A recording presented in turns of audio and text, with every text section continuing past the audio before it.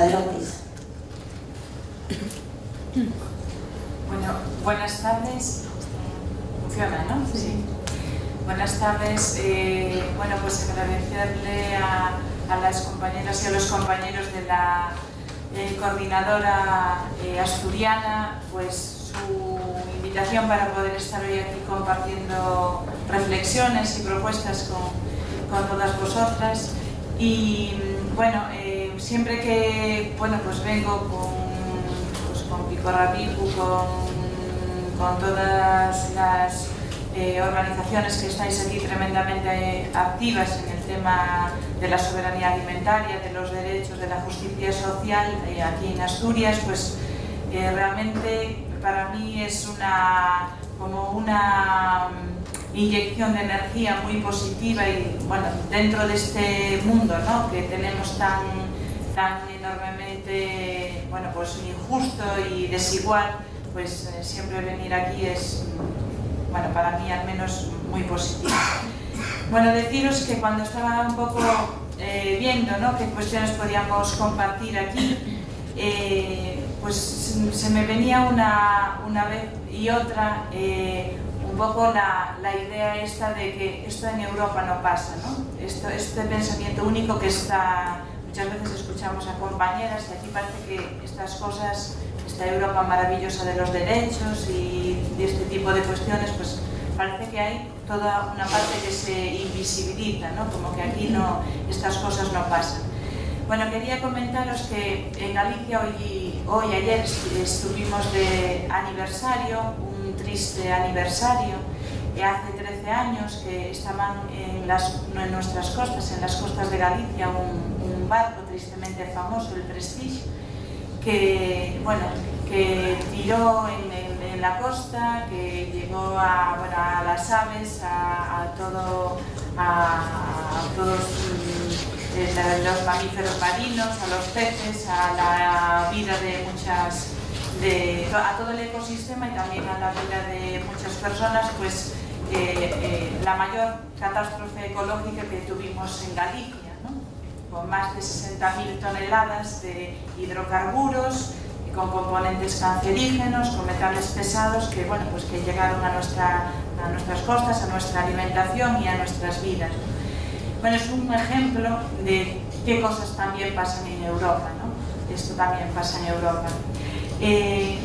Nosotras muchas veces hacemos la reflexión de que la primera cuestión, que nuestra primera derrota es la derrota emocional y la derrota que tenemos con un pensamiento único, ¿no?, que es el que prevalece. En relación con la alimentación, lo que prevalece es el modelo absolutamente neoliberal de producción de alimentos. El alimento es una mercancía y donde está cada vez más en manos de grandes grupos de la industria o de la distribución y es algo con lo que se intenta hacer negocio tanto en el mercado interno europeo como intentando cada vez tener más cuotas en ese mercado global internacional, ¿no?, que se dibuja. Tristemente también a la ciudadanía el tema de la alimentación cada vez le queda más lejos. Se desvinculó totalmente alimentación y salud, por ejemplo, ¿no?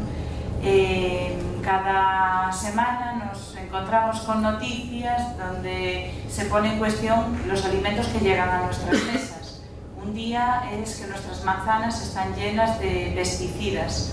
Al día siguiente es la noticia de que los alimentos procesados con carne roja producen cáncer.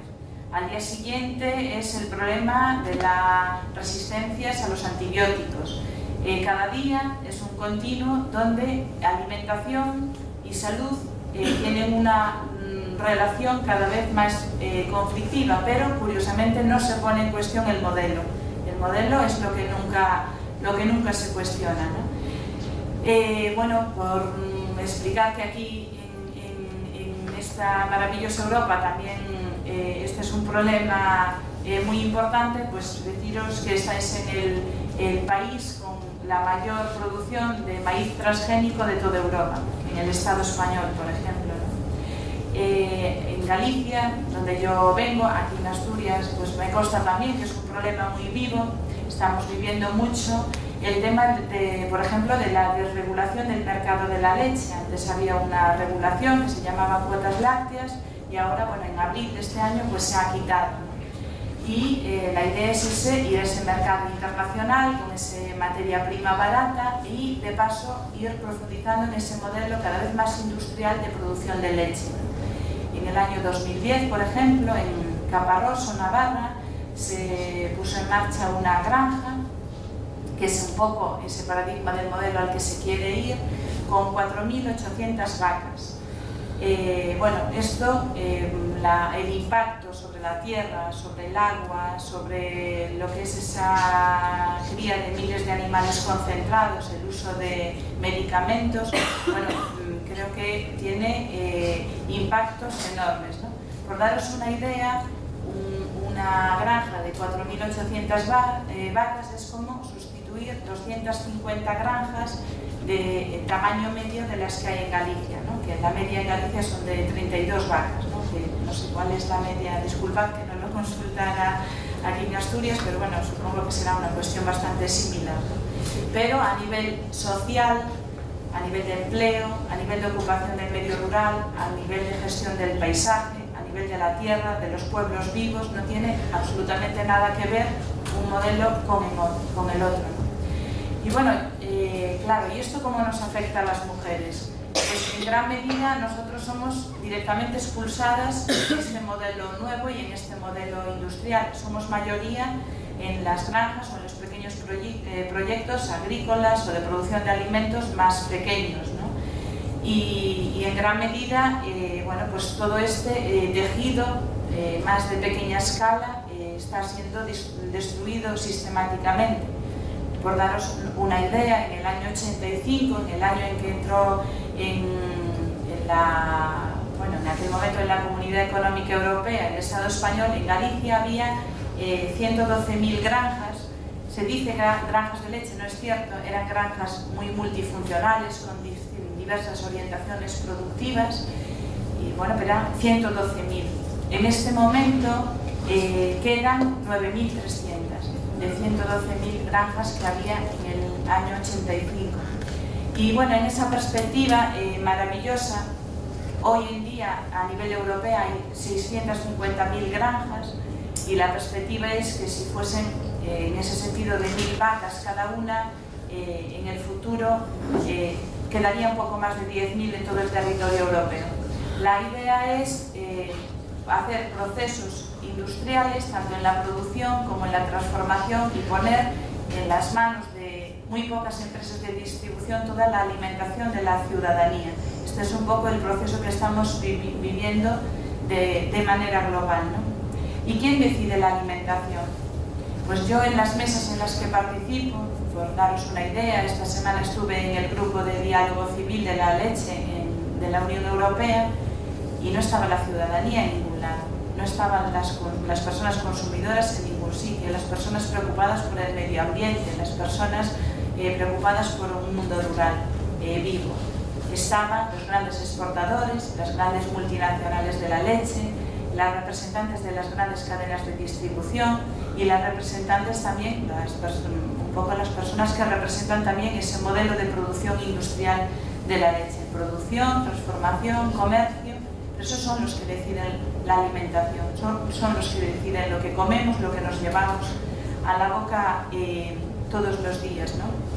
Son los que marcan las normas que van a regir esa producción de alimentos, los fitosanitarios que se utilizan, bueno, los transgénicos, todo este tipo de cuestiones, son este tipo de actores.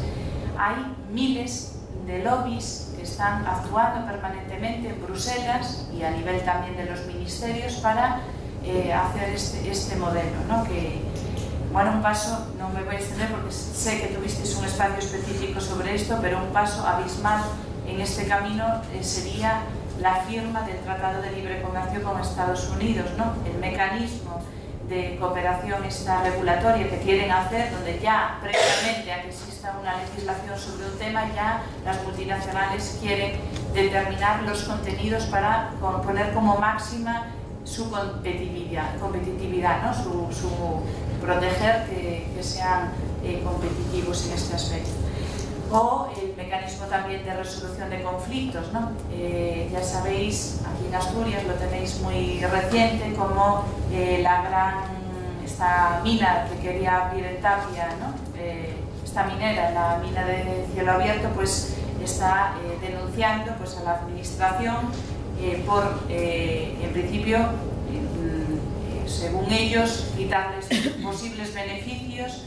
Y bueno, esto pues recientemente pasó en Galicia con una mina también que se quería instalar, una mina de cielo abierto, de extracción de oro en Corcoesto. Bueno, es un poco cómo las multinacionales quieren marcar los usos de la tierra, la alimentación y absolutamente todas las normas que van a regir sobre nuestra salud, sobre nuestra alimentación, sobre los servicios públicos, sobre bueno, la mayoría de las cuestiones que afectan a nuestras vidas, ¿no? Y esto también pasa en Europa. Aquí muchas veces también cuando se habla de acaparamiento de tierras, pues es muy claro en muchas partes del mundo, ¿no? Aquí parece que esta es una realidad pues, que no existe. Bueno, pues deciros, por ejemplo, que en Galicia tenemos la misma superficie a eucaliptos para pasta de papel, que viene en gran medida para Navia, más de 600.000 hectáreas solo eucaliptos, que es lo mismo que tenemos para todas las producciones agrícolas y ganaderas. Si sumamos lo que tenemos para vino, para huerta, para fruta, para pastos, hay la misma cantidad a eucalipto para pasta de papel, para ence, ¿no? Y estas cosas, bueno, también pasan aquí en Europa. En cuanto a las semillas, a la pérdida de biodiversidad, pues es una realidad terrorífica, en gran medida irreversible, pero que aún podemos actuar. Todos los pueblos tenemos variedades propias, variedades autóctonas, de semillas, de frutas, de hortalizas, de múltiples plantas, ¿no? Yo, por ejemplo, en nuestro valle, nosotros hicimos un proyecto de recuperación de cerezos y encontramos solo en nuestro valle 15 variedades de cerezos. Hicimos también de ciruelas y encontramos también un número importante de variedades autóctonas, pero todo esto está siendo sustituido por unas cuantas variedades industriales en manos de las grandes industrias. Todo esto es una pérdida de biodiversidad, incluso de autonomía, ¿no? Porque nos hace totalmente dependientes de ese sistema que tenemos. Bueno, este sistema es absolutamente insostenible, ¿no? También en el consumo que se hace mayoritariamente necesitaríamos 3 planetas para aguantarlo al menos. Las mujeres campesinas, además, en este tipo de cuestiones, bueno, pues o somos mano de obra cada vez más precario de este sistema, vemos cómo se eliminan totalmente nuestros proyectos, cómo somos expulsadas del mercado, cómo muchos ingresos que teníamos, que a veces eran muy limitados, pero incluso esos perdemos. Antes hablábamos de cómo estábamos en las granjas familiares, bueno, muchas veces absolutamente invisibles. Seguro que cuando estuvo Ima antes que yo, no la pude escuchar, pero seguro que os habló de la ley de titularidad compartida, ¿no?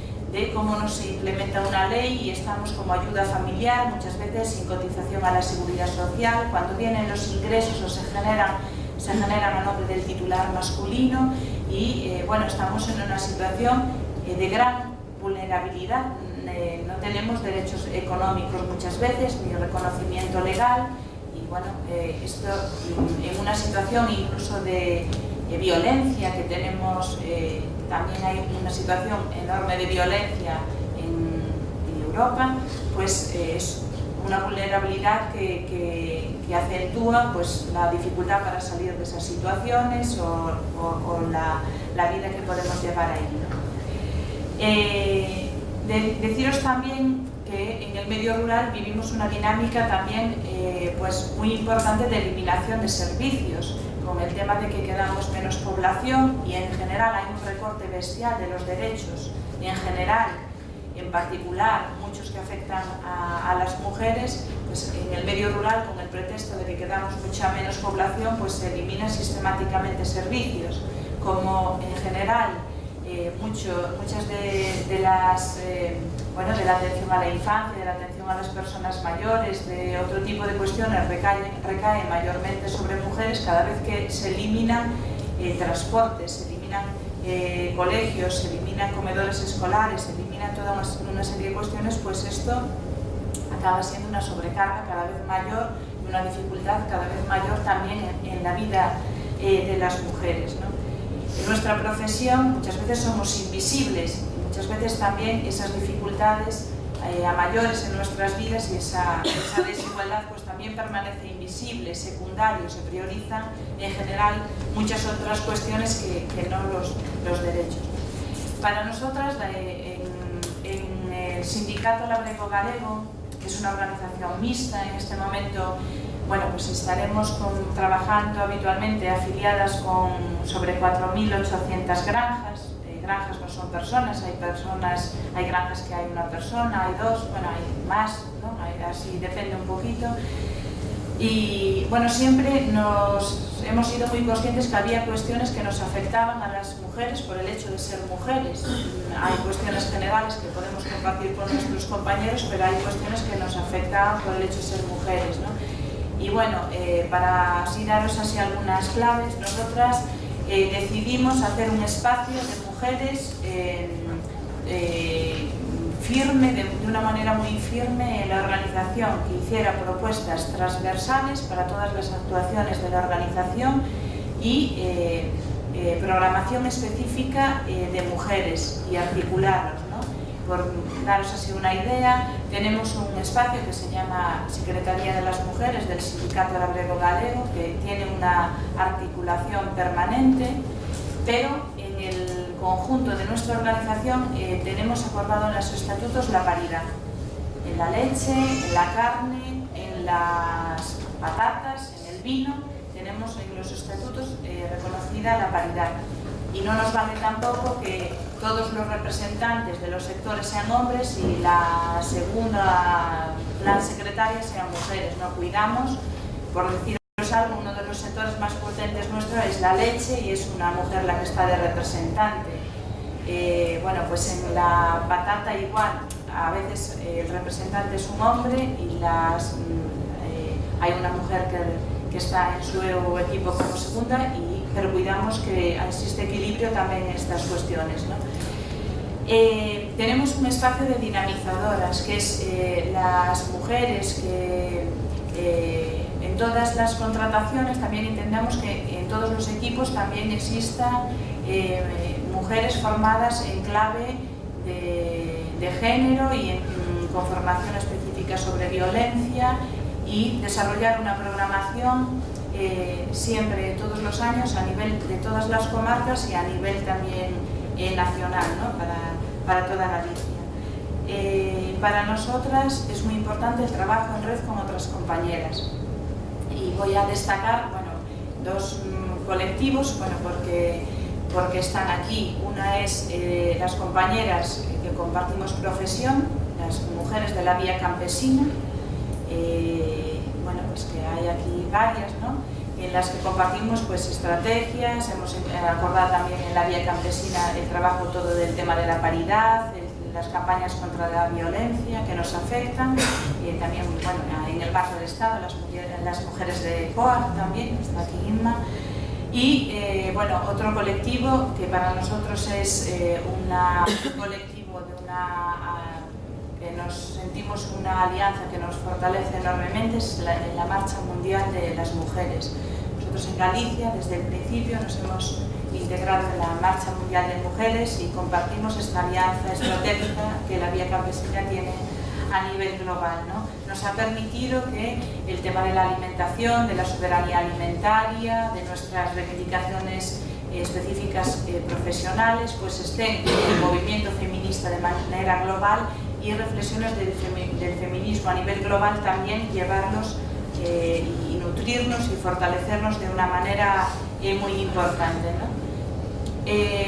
Por daros una idea, la semana que viene tenemos una jornada donde están mujeres de la Marcha Mundial, de la Red contra los Malos Tratos de Vigo, de Ferrol y donde vamos a abordar el tema de la violencia machista. Y en esto me voy a parar un poco.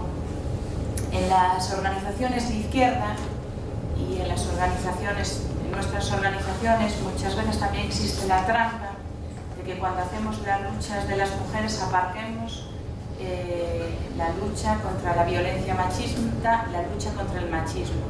Muchas veces nos llevan a estar trabajando permanentemente en la lucha contra los monocultivos, contra las multinacionales, esta es una lucha fundamental para nosotras, pero no podemos caer en la trampa de no hacer la lucha contra la violencia machista, porque yo creo que a veces nos hacen la trampa para que estemos a tope con las luchas globales y que dejemos las relaciones dentro de las casas, cuidado con ellas, dentro de nuestras organizaciones,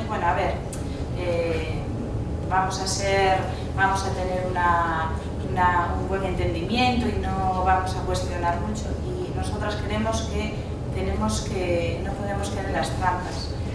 Sin feminismo no hay socialismo, pero sin feminismo de una manera global. Tenemos que hablar de nuestras casas, de nuestras organizaciones y tenemos que hablar de todas las formas de violencia, ¿no? En concreto, pues en Europa también pasa. En Europa también hay feminicidio. Desde el año 2005 al año 2015, si cogemos las cifras, yo realmente no soy autoridad en ello y yo sé que existen diferentes cómputos, voy a dar uno, pero soy consciente de que muchas víctimas ni siquiera aparecen anotadas porque no se demuestra, porque el Instituto de la Mujer en concreto pues habla de 668 mujeres asesinadas en 10 años en el Estado español. 668 mujeres. Creo que es una pasada. Esto es una cuestión que nos tiene que hacer reflexionar mucho. De este número de compañeras asesinadas, 29 mujeres eran menores de 20 años. Y si cogemos el parámetro de 30 años, 176 mujeres fueron asesinadas en 10 años en el Estado español, menores de 30 años. Continúa toda esta situación de desigualdad, de crear estereotipos totalmente discriminatorios. Yo tengo una hija de 9 años y un hijo de 12. Cuando me siento con ellos a mirar los contenidos audiovisuales, por ejemplo, que tenemos de consumo habitual en nuestra sociedad, son absolutamente terroríficos desde el punto de vista de la violencia, de los estereotipos y muchas veces aparece como una extrañeza, ¿no? Grandes gestos cuando existe un drama tremendo y después al final existe toda esta hipocresía, ¿no? En el medio rural, además, hay muchas veces la frecuencia de esa vulnerabilidad económica, muchas veces un medio en que no hay servicios especializados, hay un componente, muchas mujeres se casan para la casa del marido y es una vulnerabilidad mayor porque ni vivienda, muchas veces ni ingresos propios, muchas veces en un contexto donde se normaliza la violencia, un poco así, se ve con normalidad. Había un estudio que salía estos días con una cantidad importante de hombres, decía que, si conociera una situación de violencia pero fuera su amigo, pues no actuaría, porque es su amigo, ¿no? Si es su familia y la de fuera es la otra, pues me pregunto también qué pasaría, ¿no? Es bastante, sospechoso. Muchas veces a las mujeres también se les ha responsabilizado, o muchas veces no, la mayoría de las veces de las cargas familiares.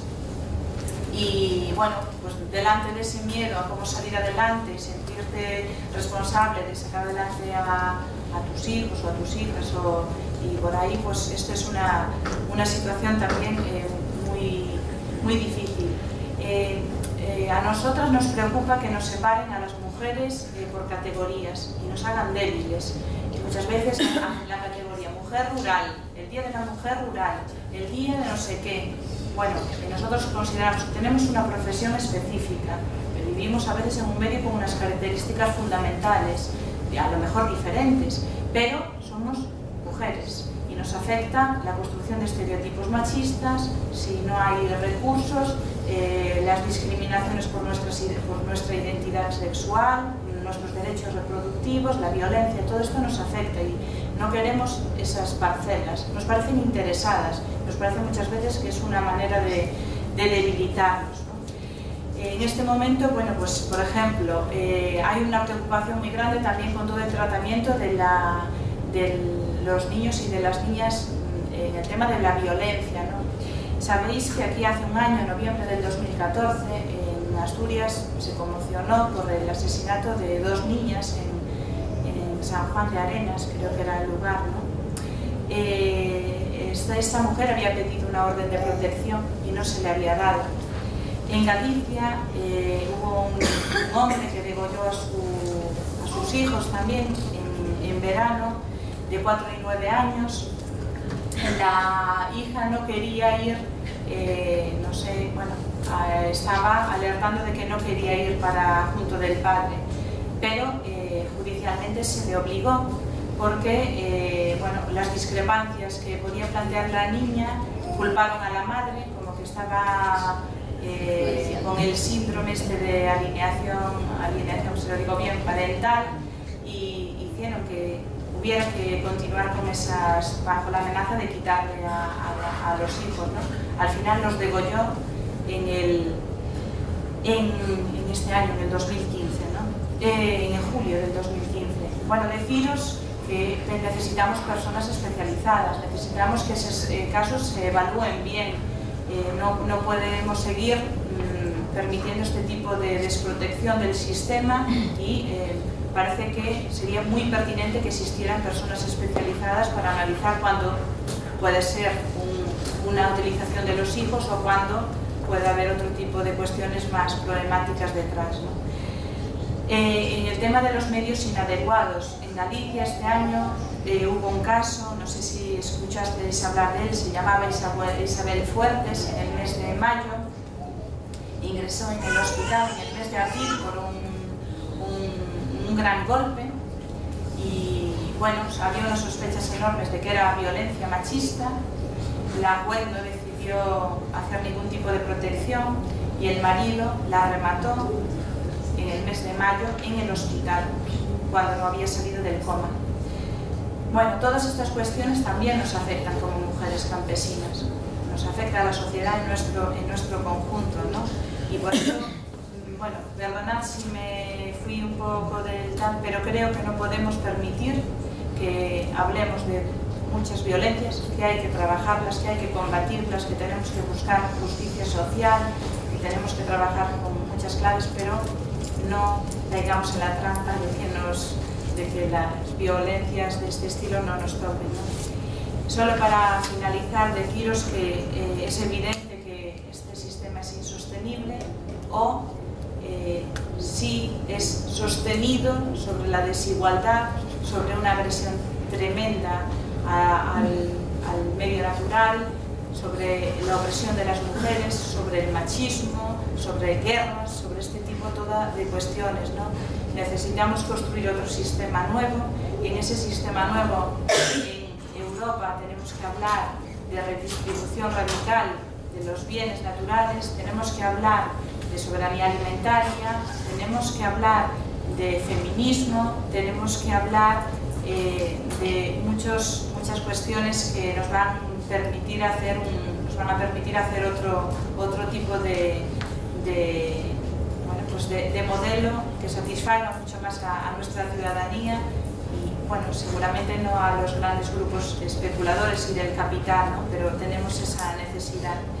Y, bueno, deciros también que creo que somos un poco víctimas también de ese individualismo tan exacerbado que se ha cebado en nuestra sociedad, que se ha alimentado desde que somos pequeñas y pequeños, que todas y todos tenemos nuestras fórmulas y creemos mucho en ellas, pero a veces tenemos que compartir esos proyectos con otras compañeras y trabajarlo con...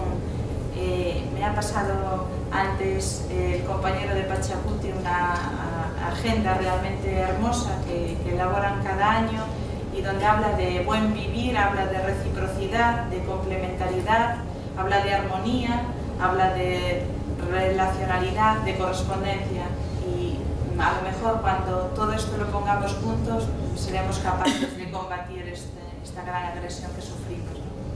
Bueno, muchas gracias.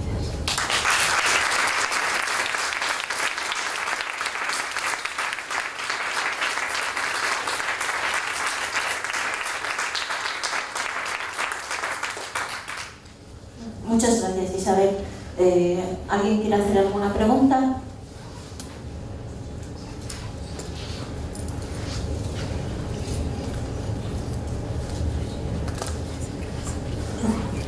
Bueno,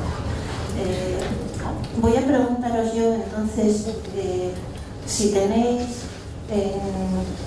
respectivamente en vuestros países, ¿qué tipo de relaciones tenéis con otros movimientos sociales? Bueno, tú, Isabel, ya hablaste que tenéis relación con la Marcha de las Mujeres, o con sindicatos, con otros movimientos sociales. ¿Qué tipo de relaciones tenéis?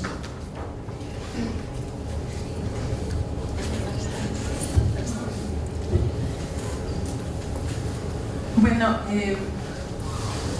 nosotros desde el marco de esta organización, de esta participación mixta que tenemos con la organización, tenemos relaciones con otros movimientos mixtos también de otros países, pero también a nivel del país con otras organizaciones sindicales y campesinas.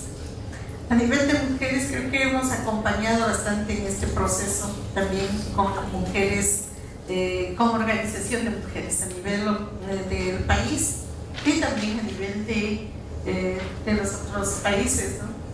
Eso ha habido la oportunidad, el mismo marco de lo que fue el Foro Social Mundial, de lo que también creo que con Vía, sí, hemos tenido participaciones de alguna manera, porque es importante estrechar y fortalecer la solidaridad, y creemos en eso, en el marco de este respeto, de que nosotras, digamos, somos mujeres, sí, pero también esta particularidad como pueblos. Entonces no nos negamos el derecho a organizarnos dentro como pueblos, pero también creemos la necesidad de fortalecer con otras instancias, con mujeres de otro lado. Es así como en el país en otros años también se logró, ¿no es cierto?, que quede plasmada en la Constitución el derecho, digamos, contra la no violencia intrafamiliar de las mujeres, ¿no?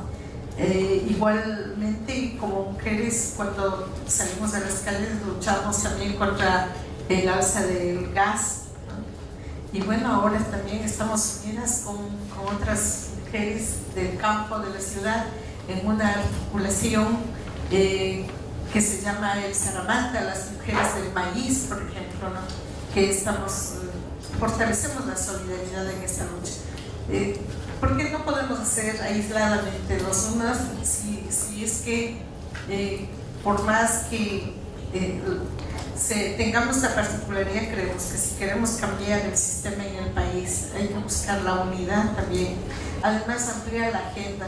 Sí tenemos nuestros temas propios, nuestros temas particulares como pueblos, no nos podemos negar ese derecho, sin embargo hay puntos comunes como país.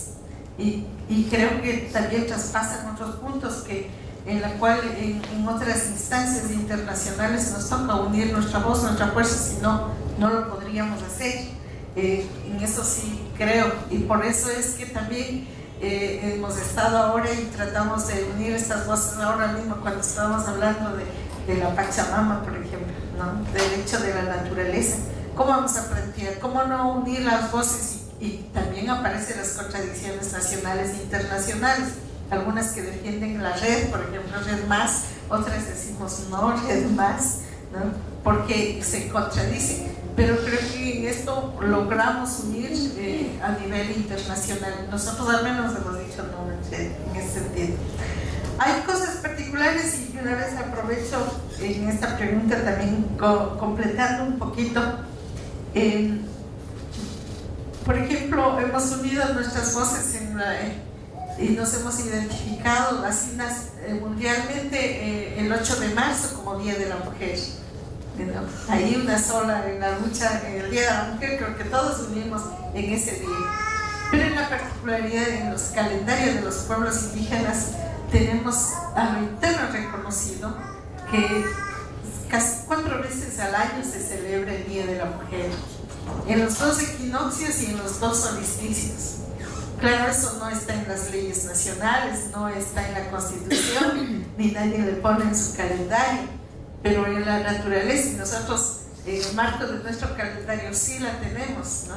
Entonces decimos, para las mujeres indígenas tenemos la oportunidad 5 veces al año, si hablamos del 8 de marzo, que es por la lucha de las mujeres, pero los 4 veces al año es por la vida, porque estamos identificados en este calendario agrícola. Decimos en el equinoccio de marzo, ¿no? En el equinoccio de marzo tiene que ver el florecimiento, ¿no? Ahí también está reconocido lo de la mujer. En el solsticio está reconocido la mujer e inicia marcando el mes quizá de la fertilidad, de la madre tierra, la preparación de la siembra, ¿no? Que es julio, agosto. Todo ese marco es como dedicado a la fertilidad, y luego ellas quien más, las mujeres, identificar a las mujeres, entonces también está reconocido el Día de la Mujer. En el equinoccio de septiembre igualmente, y en diciembre, en el solsticio de diciembre, que se celebra la fecha de las deidades, de la autoridad mayor, también ahí está planteando las mujeres en conjunto. Solo que no consta, no va a encontrar en ningún calendario oficial de las que están circulando, pero nosotros tratamos ahora de reivindicar también esta situación, más que todo unido a la naturaleza.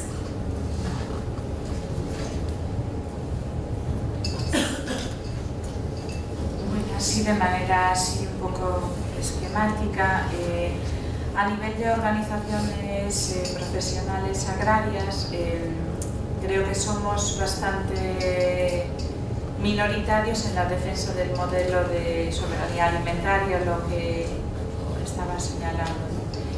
Pero es cierto que muchas veces las personas campesinas de nuestra base incluso nos reivindican o nos piden estar con las otras organizaciones, a veces en cuestiones, bueno, como a veces los precios bajos o los precios ruinosos o este tipo de cuestión. Es bastante contradictorio, porque para nosotros muchas veces es el propio modelo el que origina esos precios bajos, ¿no? A veces vamos con compañeros que tienen el sueño de alimentar el mundo y piensan que van a llenar las neveras de China con la leche de Galicia o de otro lado y este tipo de cuestiones, ¿no? Pero bueno, en ocasiones hacemos alianzas así en temas concretos o por ahí. Después participamos, por ejemplo, con otros colectivos en diversas plataformas, pues plataformas contra las fumigaciones o plataformas contra los transgénicos o este tipo de cuestiones. Hemos estado bastante implicadas este último año con menos fuerza por el tema de luchas concretas que nos absorbieron bastante, por ejemplo con las marchas de la dignidad, un poco con todo un poco la articulación así desde la izquierda, ¿no? Desde sindicatos de clase, la mayoría de las veces los minoritarios, no tanto los mayoritarios, pero vivimos mucho y creo que nos obstaculiza mucho una gran división que hay en la izquierda. En Galicia hay una división bestial de la izquierda, ¿no? De los que un poco se articulan mucho en torno a la cuestión nacional y después los que están más con articulaciones a nivel del Estado. Hay mucha dificultad. Nosotros intentamos, bueno, pues mantener puentes y colaboraciones y todo esto, pero al final muchas veces son diferencias, estrategias diferencias de grupos y tal, pero muchas veces incluso personalismos y de personas, y en Galicia hoy vivimos supongo que se ve también en otros lugares, ¿no? Pero hay una gran división de la izquierda, y muchas veces eso también afecta a la articulación social, porque también se mantiene, si vas con esto, no vas con esto, no vas... y bueno, un poco es así. Pero bueno, sí, nos parece que para cualquier cambio, nosotros siempre decimos que el tema de la soberanía alimentaria y otras cuestiones no es, es una cuestión de la ciudadanía en su conjunto, no puede ser una cuestión de las campesinas y los campesinos. En otros lugares incluso el peso de los campesinos y las campesinas en la sociedad es muy, muy importante. En Europa ya es muy pequeño. Si la sociedad en su conjunto no se implica en qué gestión del territorio quiere, qué gestión de la alimentación y todo este tipo de cuestiones, bueno, perderemos seguro, y perderemos todas y todos, unas como nos alimentamos, otros como nos alimentamos, y además sobre nuestro medio de vida, ¿no? Pero nos parece que las alianzas con la ciudadanía y con las clases populares para nosotros son esenciales. Bueno, gracias.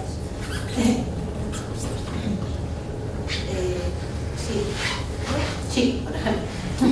Bueno, que yo quería comentar que siempre tocamos el tema un poco de pasada, que sí que se me escucha, ¿no? Venga, ¿cómo te da?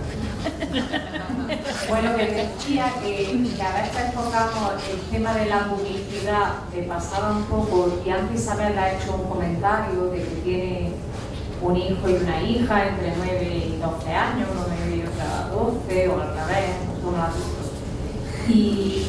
Y yo quería decir que ahí tenemos que pararnos y tenemos que echarle una pensada, porque no solo nos afecta, estamos hablando de publicidad, estamos hablando de radio, estamos hablando de televisión, estamos hablando de vallas publicitarias, y esas cosas no solo nos afectan a las mujeres, le afecta a la sociedad en general, que nos estamos comiendo todo lo que nos dan y más, y estamos pendientes a eso y estamos dejando de lado las cosas importantes que están pasando en el mundo.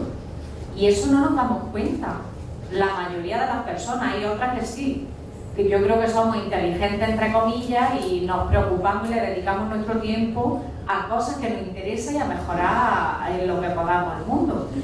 Y deciros que vi una pintada en una calle que me gustó muchísimo, que me hizo mucho reflexionar, que ponía: apaga la tele y enciende tu mente.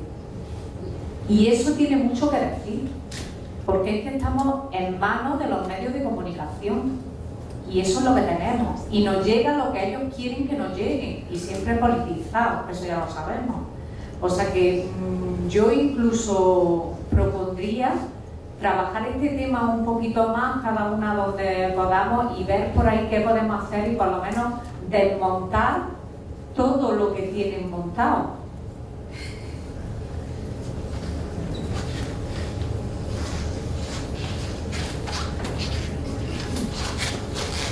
Bueno, primero agradeceros a las dos la presentación, que me gustó mucho. Y bueno, tenía una pregunta para cada una en realidad.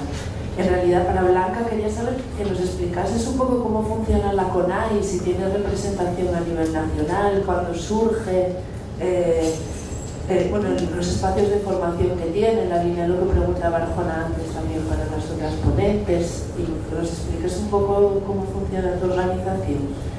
Y para Isabel, en realidad, yo lo que quería saber es cuál es el secreto para que un sindicato agrario tenga el discurso que tú tienes, vamos, o sea, que es que me llama un montón la atención eso, que un sindicato agrario, ¿no?, tenga ese discurso feminista, ese discurso de la soberanía alimentaria. Entonces, que nos cuentes un poco cómo se llega a ese discurso, que nos hables un poco más sobre eso.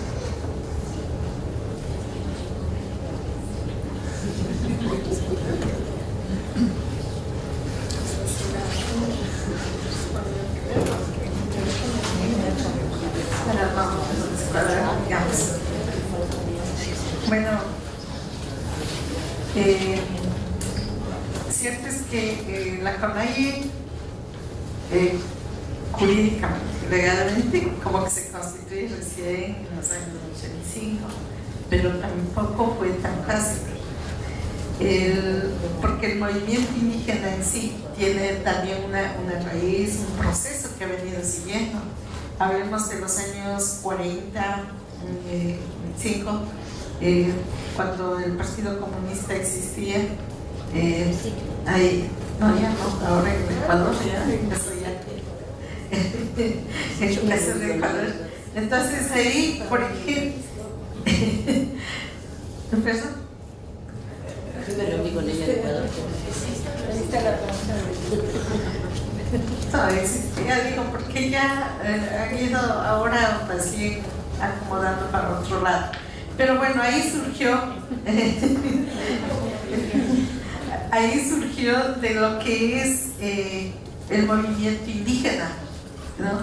En ese nivel, como una estructura organizativa. Porque de ahí las luchas han venido permanentemente desde los 523 años, pero ya de manera organizada se visibiliza y con una reivindicación propia, y ahí impulsa su liderazgo con Dolores Cacuán, una mujer indígena del pueblo cayano, junto con otros líderes. Pero de ahí va avanzando y claro, queda la lucha casi con una reivindicación campesinista, más desde la lucha por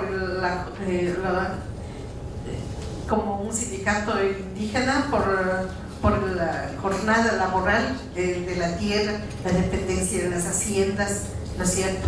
Era a ese nivel. Entonces viene la lucha por la tierra, otra etapa, ¿no? Ya con las haciendas, donde ya no se reivindica solo la jornada, digamos, como jornalero agrícola, sino que como un derecho a la tierra. Y ahí viene la otra etapa de lucha, donde los indígenas ven la necesidad de que se escuche su voz propia, ¿no? Y se organiza este movimiento indígena llamado Ecuarunari, ¿no? Para poder hacer escuchar la voz con una reivindicación distinta, ya no solo como campesina, porque lo de campesina no es tanto por vivir en el campo, sino porque su economía depende del trabajo del campo, de la tierra. Pero en cambio los indígenas no somos solo eso, es mucho más que eso. Entonces de ahí la necesidad de crearse como movimiento indígena, que nace el Ecuarunari. Y en este proceso se va ampliando, ¿no? Y claro, vamos hablando de la identidad propiamente de los pueblos indígenas. Especialmente la discusión empieza en este asunto de la tierra, porque mientras uno se lucha por el derecho a la tierra como una cuestión de dependencia en trabajo, luego vamos como redescubriendo a nosotros mismos, es parte de la identidad propia de los pueblos en este caso. Entonces ya no solo como dependencia económica, sino también de la vida misma de los pueblos, y que no es solamente el espacio de la tierra, sino es un todo, y se habla de la territorialidad. Y ahí se amplía porque significa, y ahí vamos redescubriendo, decía, desde nuestra identidad, porque no éramos solo en la sierra, y los indígenas que viven en la Amazonía tienen otra vivencia, los de la costa tienen otra forma igualmente, y somos todos diferentes con idiomas distintos. Entonces ahí comenzamos a afirmar la identidad. Los pueblos indígenas de la Amazonía, que son los Shuar, son los Achuar, son los Copanes, los Sionas, los Ecoyas, ¿no? que tienen, los Huaurales, ¿no? Entonces son diferentes y no son dialectos, son idiomas, son naciones que estaban ahí dentro.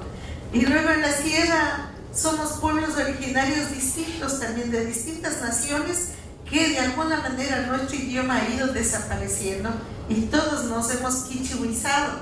Entonces hemos quedado dentro de esa nación quichua, ¿no? Pero originariamente tenemos otro antes de los quichuas. Y en la Amazonía otras naciones como son los Áchilas, los Éperas, así. Entonces hay otras concepciones y nosotros sí tuvimos que vivir, hacer un trabajo de lo que se llama de la diversidad como pueblos, la diferencia como pueblos. Entonces ahí retomamos lo que es la plurinacionalidad a nivel interno, hacer la vivencia, un trabajo de la plurinacionalidad para unificarnos, ¿no? Y de lo que el Ecuador se creía que representaba a nivel nacional como país, ¿no? Y de la cual yo fui presidenta en ese momento como nacional, pero luego nos dimos cuenta que había otros más adentro, pero que no eran quichuas, y que la lucha era también con otra forma de vida. ¿Y cómo no? Porque apareció otra contradicción. Nosotros por apoyar dijimos no al petróleo y contra las petroleras, por ejemplo, ¿no? En ese sentido. Y había compañeros de la Amazonía que de repente nos dijeron, ¿por qué nos están hablando a nosotros así? ¿No? Y decían, no, nosotros, pero ellos estaban desde otra mirada. No es que estaban a favor de las petroleras, sino era otra mirada que tenían. Y en ese sentido fuimos empatando, y un trabajo de 8 años antes de que sea la CONAIE. Para el Ecuador como movimiento que representaba a nivel nacional, a nivel indígena, también le costó duro, porque se trabajó y tenía una presencia nacional, incluso ya internacional, y de repente comenzamos a hablar de un proceso de unidad entre los pueblos indígenas también, a nivel del país. Y vivimos un proceso, como digo, de 8 años. Comenzamos a acercarnos adentro, pero a la par nosotros fuimos teniendo acercamiento a nivel de movimiento campesino, por ejemplo. Se acabó la pila, seguramente. A nivel campesino también. Entonces, a la par que teníamos una instancia de coordinación entre los indígenas, también hicimos otra reunión de coordinación con los campesinos, con las centrales sindicales, ¿no? Para la lucha por la tierra. Pero era otra visión de los campesinos, la lucha por la tierra, la cuestión de la lucha por la reforma agraria, que lo formamos el Frente Único de Lucha Campesina en defensa de la tierra, donde estábamos nosotros como indígenas. Pero a la par, como digo, empezamos un proceso de organización, de acercamiento a nivel indígena, donde se iba creando una agenda única a nivel indígena. Y es ahí que comenzamos con los encuentros y los debates para afirmar a partir de la identidad nuestra propuesta política y la agenda misma. Entonces, ¿qué es lo que más nos unificaba en la diversa? Porque son pueblos, naciones distintas. Y a la par, en cambio, teníamos claro, con los obreros y con los campesinos, era la cuestión de la tierra, la cuestión agraria, que era muy distinto a la concepción de lo que era la lucha por el territorio.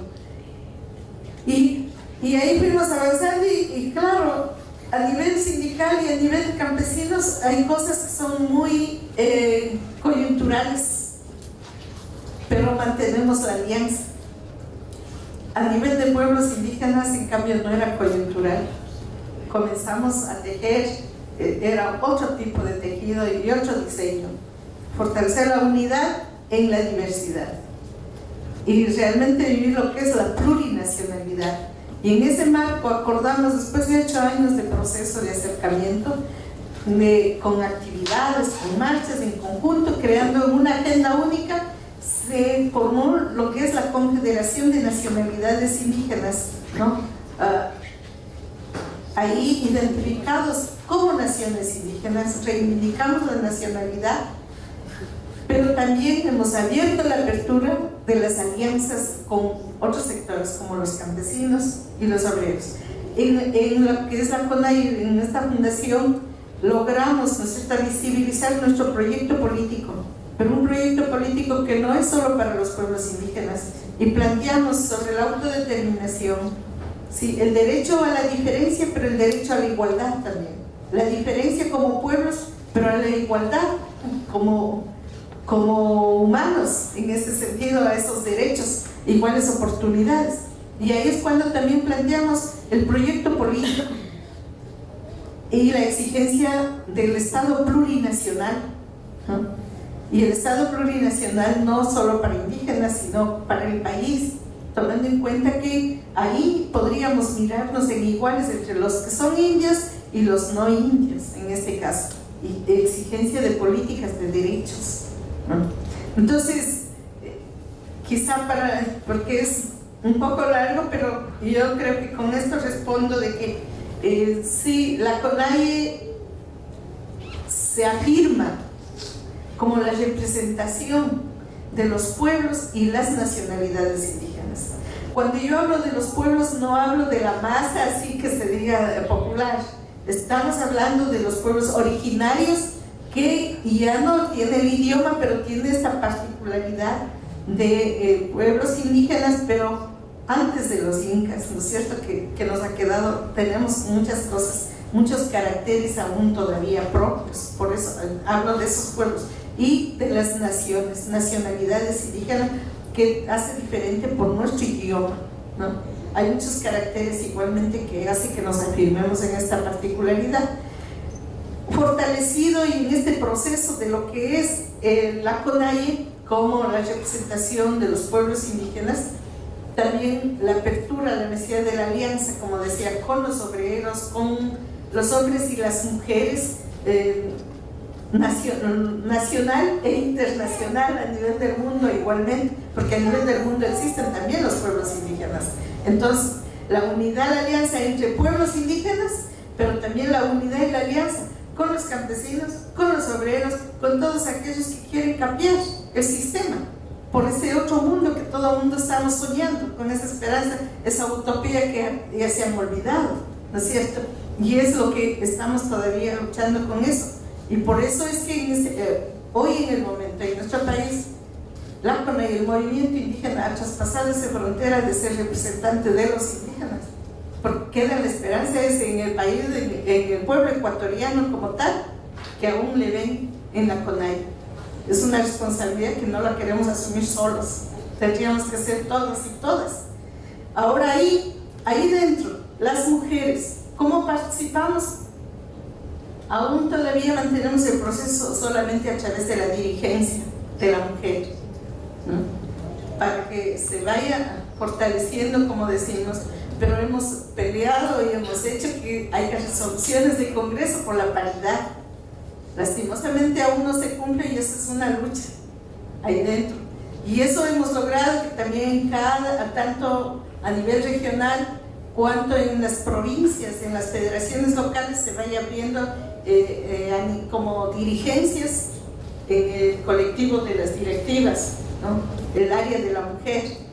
Pero hoy en día también nosotros estamos debatiendo de que no es suficiente, no alcanza a cumplirse esas resoluciones de la paridad a través de una sola secretaría.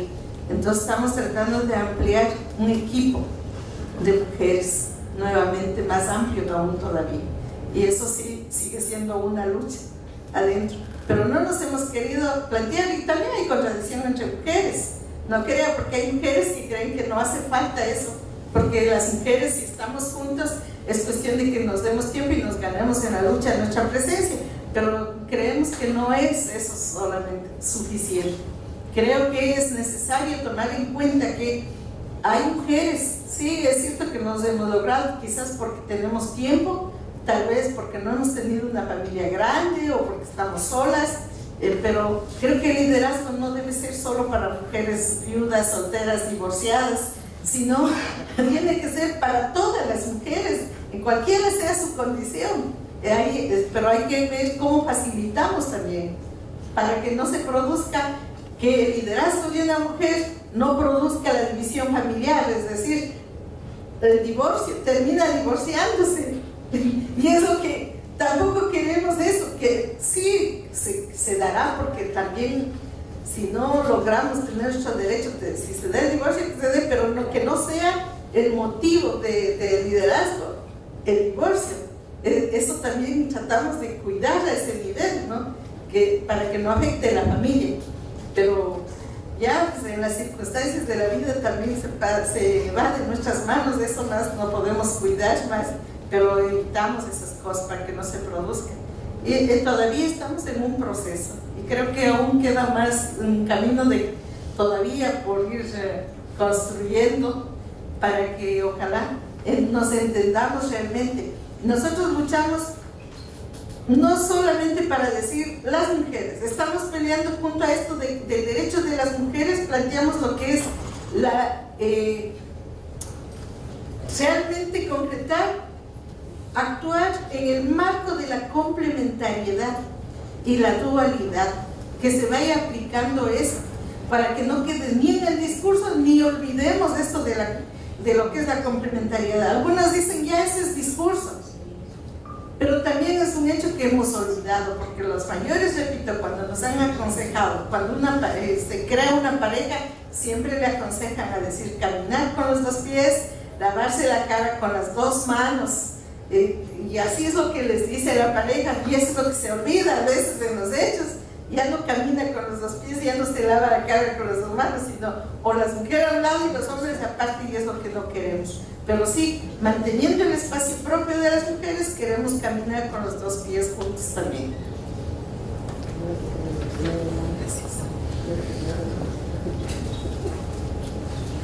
Bueno, no sé si seré capaz de contestar. Bueno, inicialmente nuestra organización nace en la clandestinidad. En un momento no podían ser legalizadas las organizaciones sindicales, ni de clase, ni en el campo.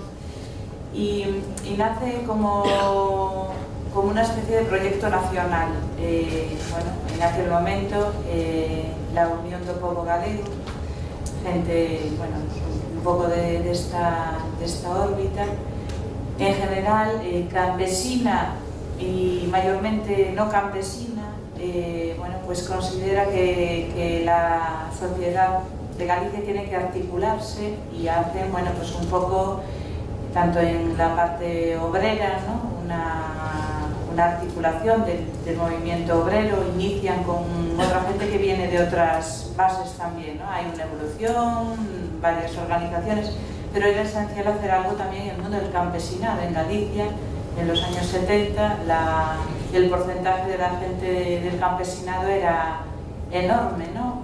La articulación de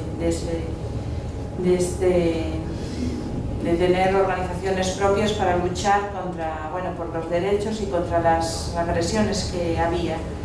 Y bueno, yo creo que un punto de inflexión muy importante ha sido la articulación con otros pueblos y otras organizaciones de otros lugares, ¿no? Yo creo que ha marcado un poco esa evolución en la conciencia de los impactos del capitalismo, de las políticas neoliberales, el contacto pues con pueblos originarios, con pueblos indígenas, con otros pueblos que estaban intentando hacer articulación también de su sociedad, ¿no?, y de las luchas. Yo supongo que eso sería un poco toda esa construcción que al final ha sido colectiva. El Sindicato Labrego Galego, con otras organizaciones, pues Anamurio y bueno, pues de otras partes, pues han, bueno, pues visto esa necesidad de un movimiento campesino que articulara y que rompiera con esas diferencias. Muchas veces nos venden mucho que nosotros somos el norte y otra parte del mundo tal, y hemos identificado que es mucho más lo que nos une a las clases populares, a los movimientos campesinos, y que los agresores acaban agrediendo pues a las clases populares en muchos lugares. A veces es cierto que es con diferencias, ¿no?, que no lo hacen exactamente. Bueno, nosotros en Galicia hasta el momento pues no nos matan, en Colombia sí, ¿no? Y es cierto que hay este tipo de cuestiones, pero el modelo acaba siendo muy parecido en todos los lugares. Y después yo creo que en la parte del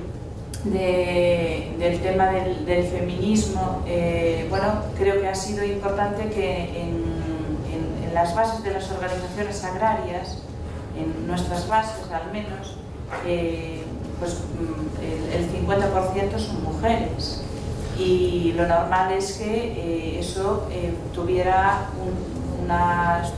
en toda la vida de la organización, ¿no? Afortunadamente, algunas de las compañeras, bueno, pues yo me siento heredera de compañeras que estuvieron antes. No solo es que hubo mujeres que ocuparon algún lugar de responsabilidad, como la compañera Lidia Senra, por ejemplo, durante muchos años, sino que para ellas su identificación con el feminismo fue fundamental. Ellas no creían en un liderazgo individual en ningún momento, y sí creían en procesos colectivos, y en procesos colectivos con las mujeres articuladas, ¿no? Y creo que esta es una clave para nosotras. Para nosotras es esencial formarnos en feminismo, y creo que esto es una cuestión que es fundamental. Nosotros no queremos conquistar ningún poder, nosotros queremos cambiar esta dinámica, no queremos un poder sobre otras personas, queremos articular procesos colectivos, y bueno, necesitamos eso, formarnos, reafirmarnos. También somos muy conscientes que con la vorágine de cosas que hay, lo más probable es que si no tenemos una voluntad de mantener estas cuestiones esenciales y no perderlas, probablemente tengamos múltiples cosas que atender y esto vaya quedando y lo dejemos, y por ahí. Por eso siempre la voluntad de hacer una articulación, cuestiones que permanezcan, cuidar que no sea, bueno, haces un acto y después en otra fecha te acuerdas de hacer otro acto, y no, tener la voluntad de hacer una articulación con permanencia, de formación, de actividad, de red, y porque si no lo más fácil es perderlo en la vorágine de cosas que nos llegan. Bueno, pues, y nos acordaremos el 8 de marzo, el 25 de noviembre, bueno, que tenemos la voluntad de que para otro cambio nos parece esencial trabajar pues en estas claves. Y después, bueno, nos parece también que un modelo alternativo como el que reivindicamos, de soberanía alimentaria, ¿no?, o de justicia social, sin una participación muy activa de las mujeres no es posible. Nos parece que incluso para avanzar en un modelo de soberanía alimentaria, si no trabajas la cuestión de la presencia de las mujeres, y aquí, bueno, a lo mejor sobra, ¿no?, pero voy a hacer el inciso. Nosotros no consideremos que esencialmente las mujeres tengamos un mayor vínculo con la naturaleza ni con la alimentación. Es cierto que en nuestra historia hemos estado más próximas a los cuidados, a la alimentación y otro tipo de cuestiones, pero nos parece que esto son paradigmas que tienen que impregnar a la sociedad en su conjunto. La alimentación tiene que ser cosa de compañeras y de compañeros, y los cuidados, y otro modelo de sociedad. Para nosotros no pensamos que esa mochila la tengamos que llevar nosotras exclusivamente, evidentemente. Nosotros creemos que es la sociedad en su conjunto que, que tiene que cambiar qué es lo importante y qué es lo secundario, ¿no? Porque muchas veces lo importante, lo que se le da valor, pues nosotros nos parece que es muy cuestionable, y pensamos que la vida de las personas, una buena vida, la alimentación, los cuidados, las relaciones humanas tienen que pasar a un nivel importante, y esto para la sociedad en su conjunto, ni para mujeres ni para hombres. Entonces, el tema del dualismo sí que lo llevamos mal. Nos parece que a lo mejor hay que repensarlo, ¿no? No sé si como mujeres, a todas las mujeres nos gusta A o B o C, tenemos el mismo tipo de identidad, de todo tipo, de sentimiento, sexual, de no sé, pues yo creo que no. A lo mejor tenemos que hacer la sociedad de otra manera, ¿no? Pues, bueno, a lo mejor ya os sobraba esto, pero bueno.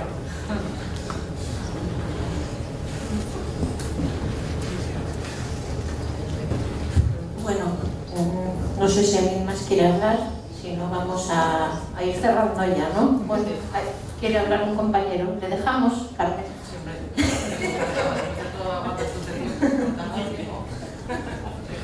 Hola, yo quería preguntarle a la compañera Blanca, pues el presidente Correa, que llegó a la cuestión del poder estatal apoyándose en los movimientos sociales, ¿no?, y indígenas, parecía que en estos últimos años se ha ido divorciando, ¿no?, de los movimientos sociales.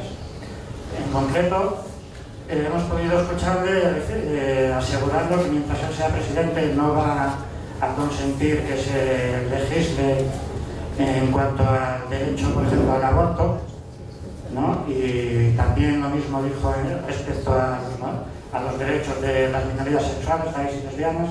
Incluso creo que llegó a amenazar con dimitir si las diputadas de Alianza País seguían planteando el derecho al aborto, por ejemplo, ¿no? Hizo declaraciones un poco chocantes desde aquí, como que a él le gustan las mujeres muy hembras y a las mujeres ecuatorianas, a todas, les gustan los hombres muy machos como él, ¿no? Y también le hemos oído referirse a los ecologistas como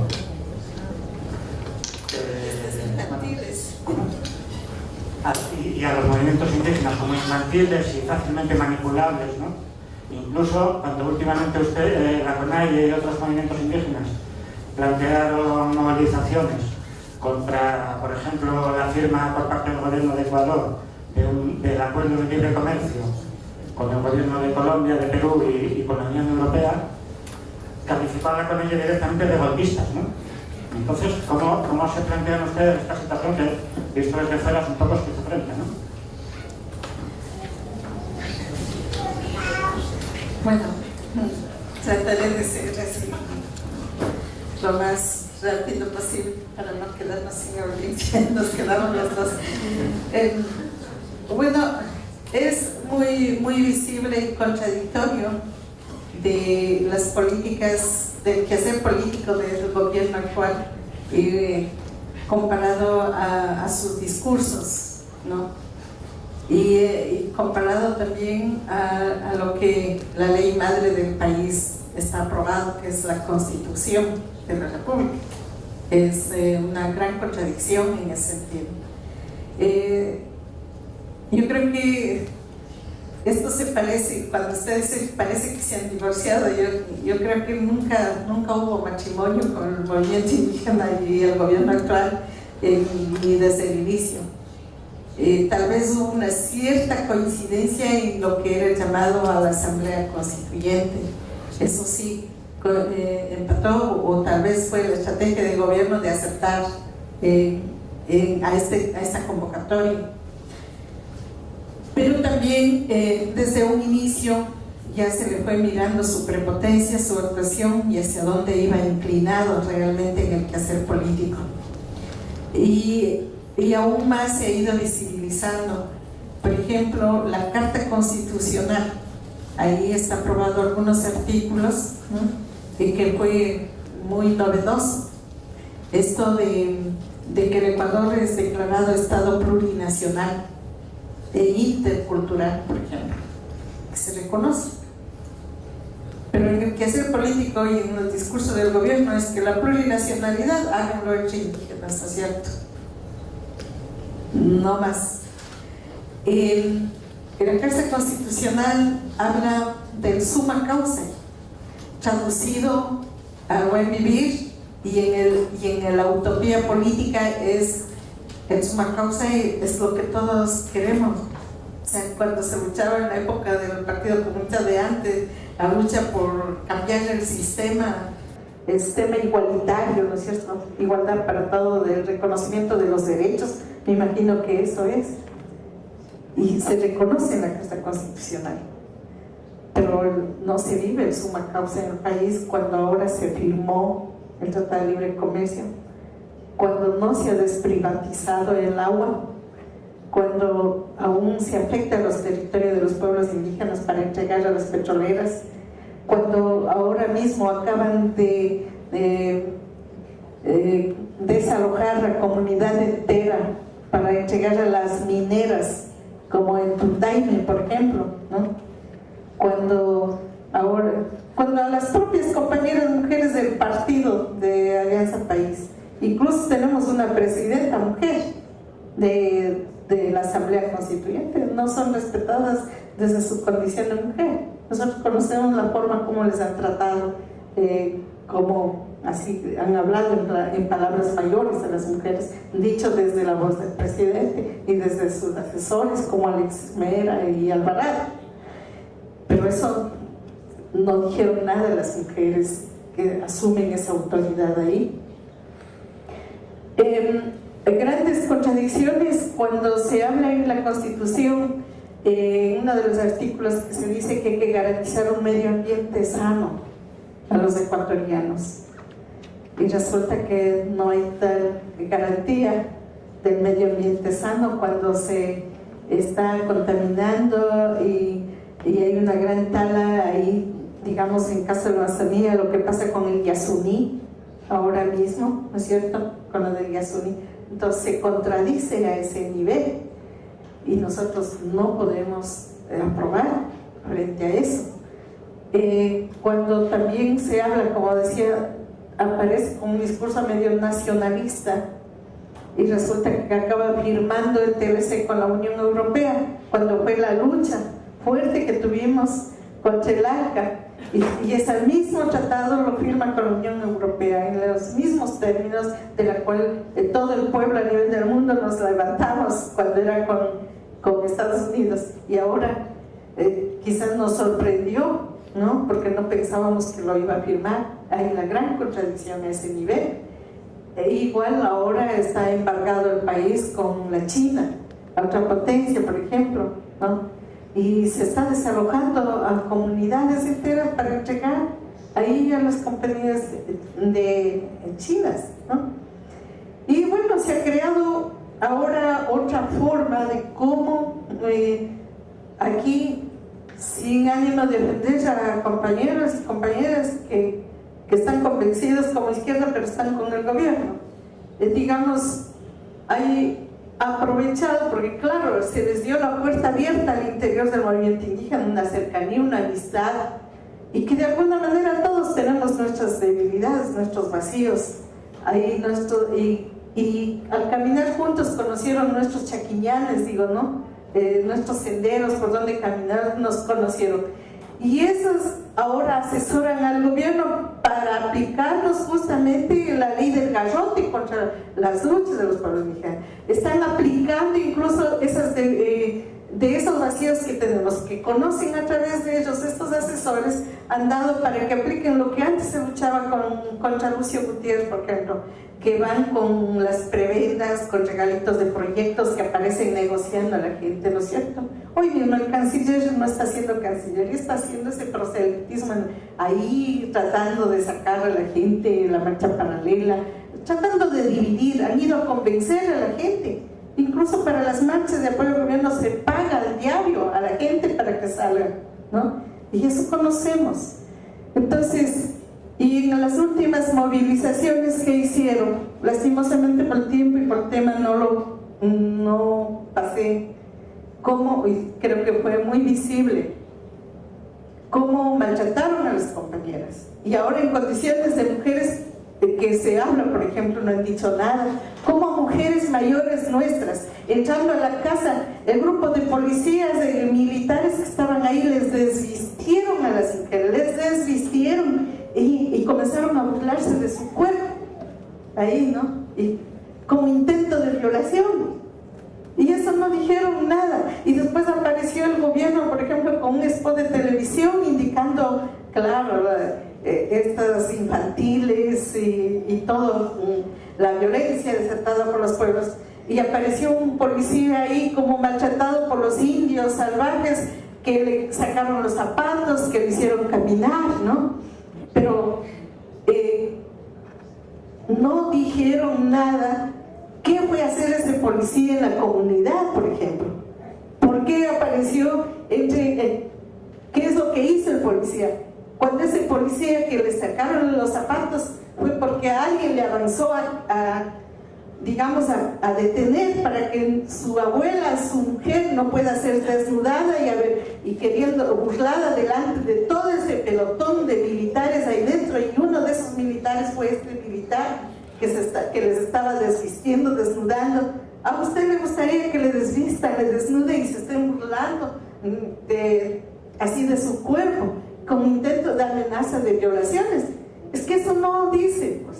Claro, el gobierno es dueño de las grandes cadenas nacionales, de la televisión, de la radio, y él habla cada vez que le da la gana, todos los días, y nosotros no podemos ahí decir, y todo lo que se le dice es mentira, mentiroso. O sea, el único se siente como el que tiene todo, pero estos hechos ¿no?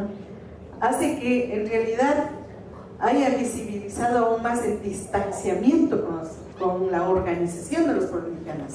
Hace un año intentó quitar la sede de la CONAIE, por ejemplo, ¿no? ¿Y qué es lo que hacía? Que necesitaba el espacio para la rehabilitación de jóvenes drogadictos, para ellos, porque era el único espacio que necesitaban.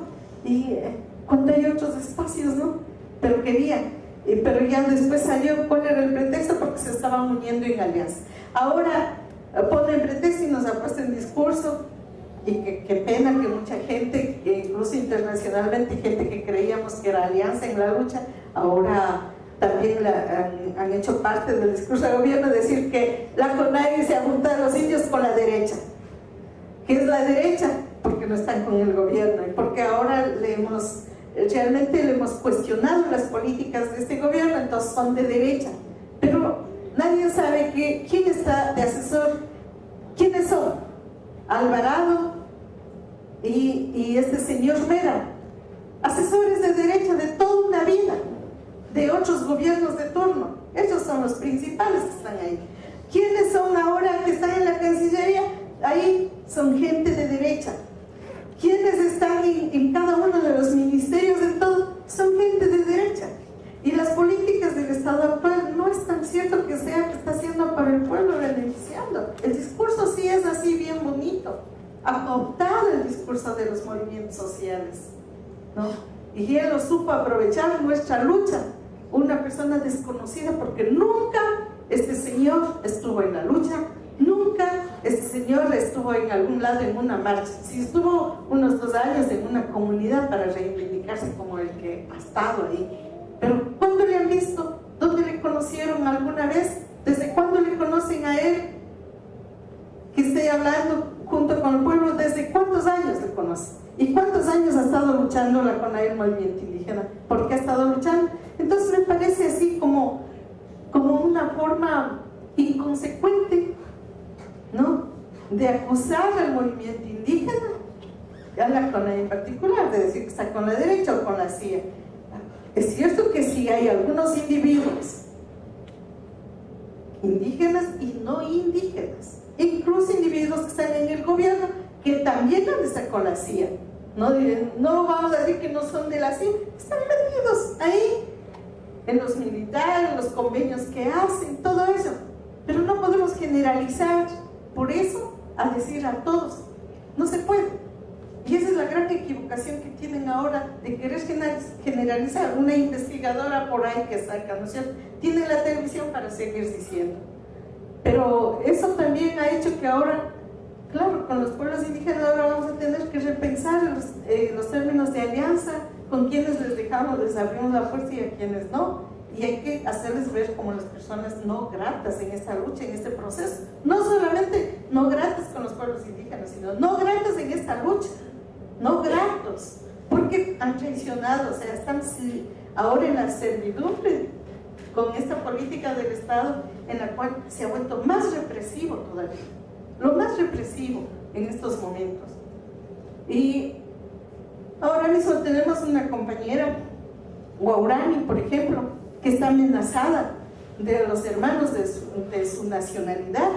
¿Por qué? Porque ella no se prestó justamente a aprobar, digamos, las concesiones de su territorio a las petroleras. Entonces el gobierno ha utilizado a otros miembros ambiciosos de eso, les paga el gobierno, ¿no? Y entonces le andan atrás de esta compañera a decir, tú estás hablando mal del gobierno y tú no quieres esto. Vas a ver, le están amenazando, y hoy hemos denunciado en la Corte Internacional de esta compañera, para que incluso se pueda garantizar la vida de ella está en juego. Después, si es que aparece muerta, va a decir, no, entre ellos se pelean, ahí así son los indios. Pero no, aquí está detrás los intereses de las petroleras y empujada por el gobierno, totalmente, ¿no? Y esto ha sido una lucha fuerte actualmente, y claro, nos ha costado mucho porque tiene un discurso, sí, como el que hace con una política reivindicadora, con una política así con un discurso casi nuestro, queriendo vaciar el discurso de izquierda. Nos ha querido vaciar, pero hoy nosotros tratamos de retomar también, no queremos dejar a un lado. Entonces, no está haciendo una política de suma causa realmente. Sí, hay unas bonitas carreteras que se ve como si fuera internacional, algo muy bonito, pero a costa de que también hay que mirar eso, ¿no? Sé que es bastante largo y yo no tengo esa facilidad de comprimir, pero creo que las partes fundamentales lo he dicho. Gracias.